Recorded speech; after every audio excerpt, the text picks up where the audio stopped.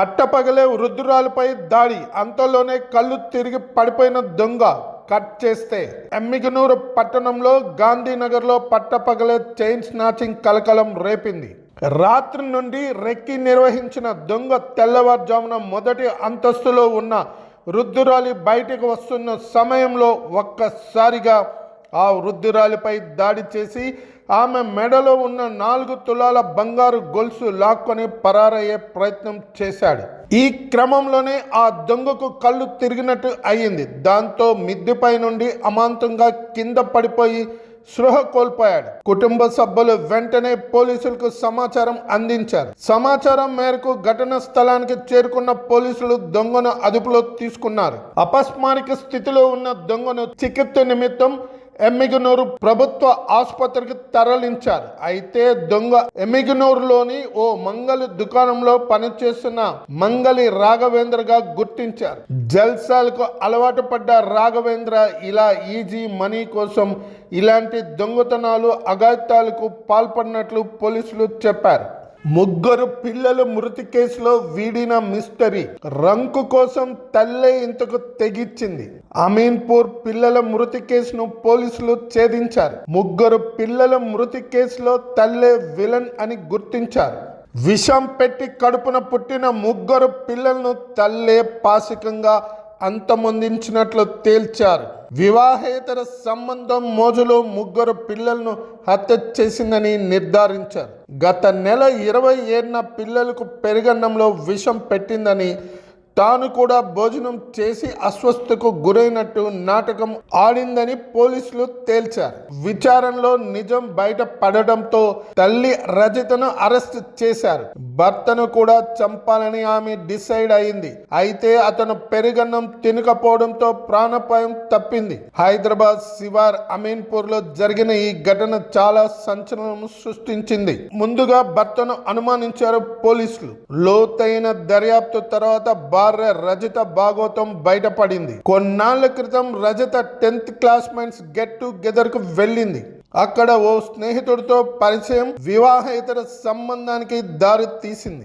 ఈ సంబంధానికి పిల్లలు అడ్డొస్తున్నారనే కారణంతో వాళ్ళను చంపాలని ప్లాన్ చేసింది. ఫిబ్రవరి 27 శుక్రవారం రాత్రి పిల్లలకు పెరుగన్నంలో విషం పెట్టి తినిపించింది.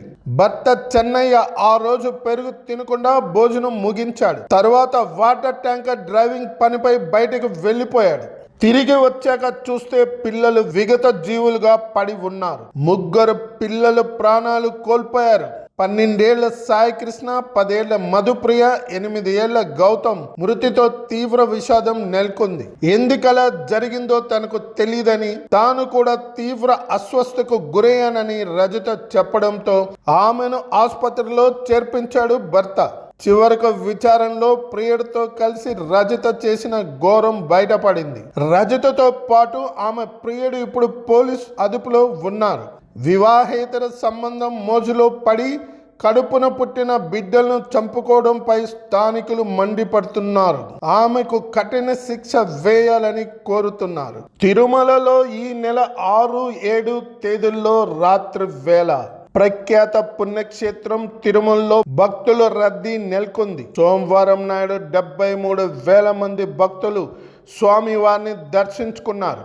వారిలో 27,440 మంది తలనీలాలు సమర్పించారు, తమ మొక్కులు చెల్లించుకున్నారు. ఆ ఒక్కరోజే హుండీ ద్వారా 3.04 కోట్ల రూపాయల ఆదాయం తిరుమల తిరుపతి దేవస్థానానికి అందింది. వైకుంఠ క్యూ కాంప్లెక్స్ లో 31 కంపార్ట్మెంట్లు భక్తులతో నిండిపోయాయి. టోకన్ లేని భక్తులకు శ్రీవారి దర్శనానికి 18 నుంచి 20 గంటలు సమయం పట్టింది. కంపార్ట్మెంట్లు క్యూ లైన్ లో ఉన్న వారికి టీటీడీ సిబ్బంది అన్న ప్రసాదము, మజ్జిగ, మంచినీరు, అల్పాహారాన్ని పంపిణీ చేశారు.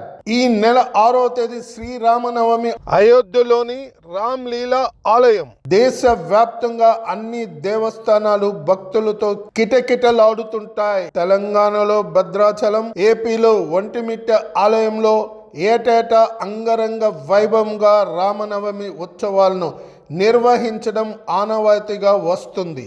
అదే రోజున శ్రీవారి ఆలయంలో శ్రీరామనవమి పర్వదినాన్ని పురస్కరించుకొని పలు ప్రత్యేక కార్యక్రమాలు జరగనున్నాయి.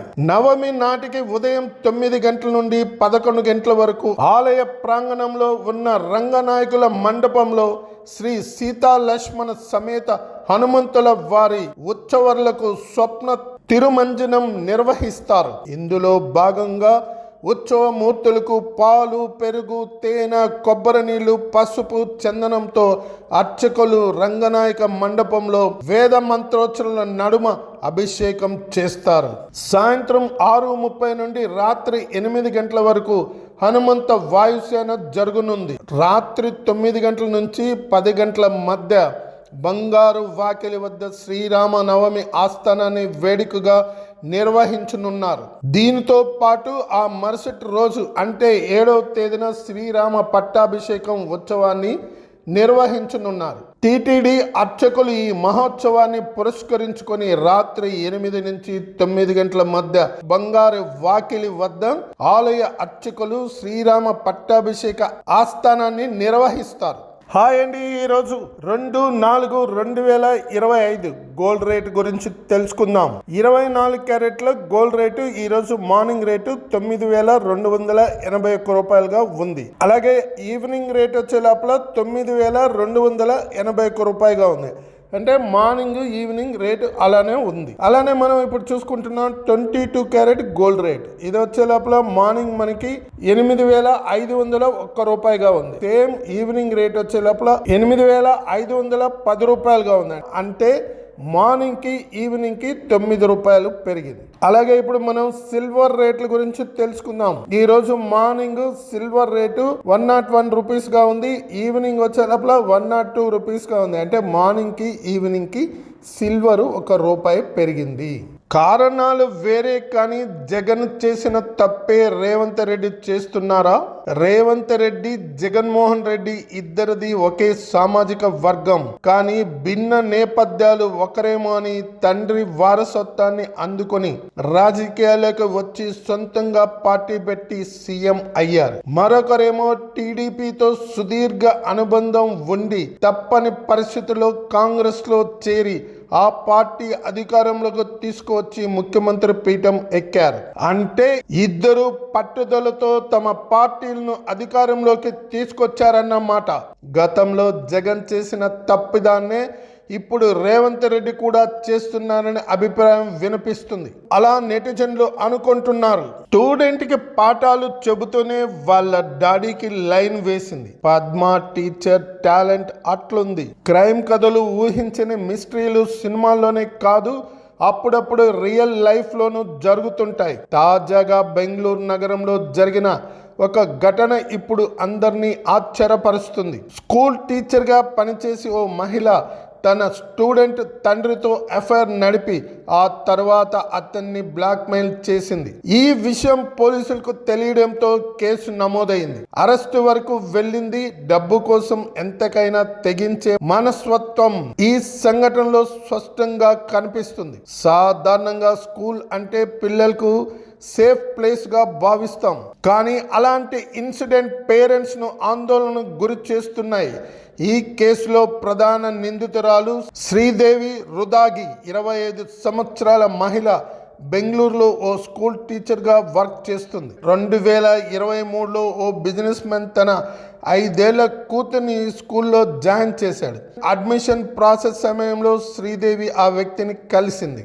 ఏపీలో బర్డ్ ఫ్లూ, 2 ఏళ్ల పాప మృతి. ఆంధ్రప్రదేశ్లో బర్డ్ ఫ్లూ మరణం కలకలం రేపుతుంది. పల్నాడు జిల్లా నర్సరావుపేటలో 2 ఏళ్ల చిన్నారి బర్డ్ ఫ్లూ వైరస్ తో ప్రాణాలు కోల్పోయింది. ICMR కూడా పాప మరణానికి బర్డ్ ఫ్లూ కారణమని తేల్చింది. మార్చి 16న బాలిక మరణించగా కొన్ని పరీక్షల తర్వాత ఈ విషయాన్ని అధికారులు ధృవీకరించారు.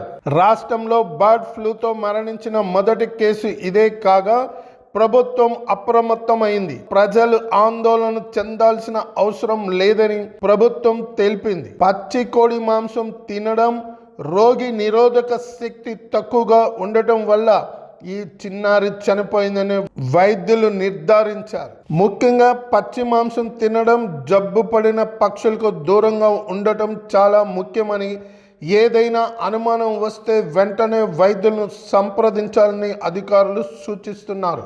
శాంతి చర్చలపై మావోయిస్టుల కీలక ప్రకటన, కేంద్రానికి ఆఫర్. దండకారణ్యంలో మావోయిస్టులు కంచుకోటలు బద్దలవుతున్నాయి. నక్సల్ స్థావరంలోకి భద్రతా సిబ్బంది చొచ్చుకుపోయి మెరుపు దాడులతో హడలెత్తిస్తున్నాయి. గత ఏడాది లోక్సభ ఎన్నికల నుంచి ఛత్తీస్గఢ్లో వందల మంది మావోయిస్టులు వేరు ఎన్కౌంటర్లో చనిపోయారు. ఈ ఏడాది 3 నెలల్లో 130 మంది పైగా మావోయిస్టులు మృతి చెందారు. అయితే 2026 నాటికి దేశంలో పూర్తిగా వామపక్ష తీవ్రవాదాన్ని నిర్మూలిస్తామని కేంద్ర హోంమంత్రి అమిత్ షా పలు సందర్భాల్లో ప్రకటించిన విషయం తెలిసిందే.